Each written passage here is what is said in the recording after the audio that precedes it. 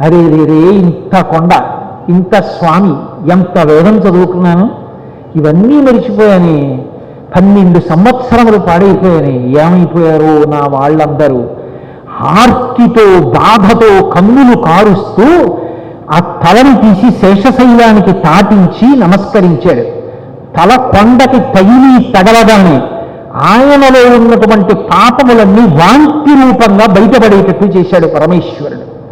అది బయటపడి హుతమవుతున్నాయి, కాలిపోతున్నాయి.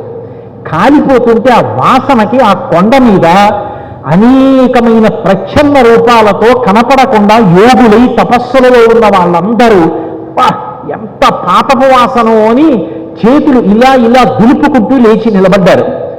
ఇన్ని పాపములు పోయి నిర్మలుడైపోయాడు మాధవుడు.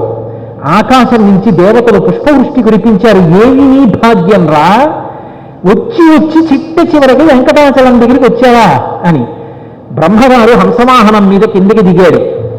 మాధవుడి శిరస్సు పట్టుకుని దగ్గరికి తీసుకుని ఆఘ్రానించాడు. తెలిసో తెలియకో వెంకటాచలానికి వచ్చావు, పశ్చాత్తాపడ్డావు, చేసిన పాపములు పోవడానికి కపిలతీర్థంలో శ్రాద్ధం పెట్టావు, శేషశయ్యానికి నీ తల తాటించి నమస్కరించావు. నీ పాపములు వాంతి రూపంలో పడిహుతమైపోయి. కాబట్టి ఇంత దూరం వచ్చిన వాడి వచ్చావు, మెల్లిగా ఈ కొండ పైకి ఎక్కు. స్వామి పుష్కరిణి ఉంది పైన, స్వామి పుష్కరిణిలో స్నానం చెయ్యి, నిర్మలాత్ముడమవుతావు. ఈ పుణ్యం చేత ఏమవుతావో తెలుసా? వచ్చే జన్మలో సుధర్మ మహారాజు గారు తొండమండలాన్ని పరిపాలిస్తూ పుడతాడు. ఆ సుధర్మ మహారాజు గారి కొడుకుగా ఆకాశరాజుగా పుడతావు. నీ కడుపున పద్మావతీదేవి అన్న పేరుతో సాక్షాత్తు ఆదిలక్ష్మి ఆవిర్భవిస్తుంది.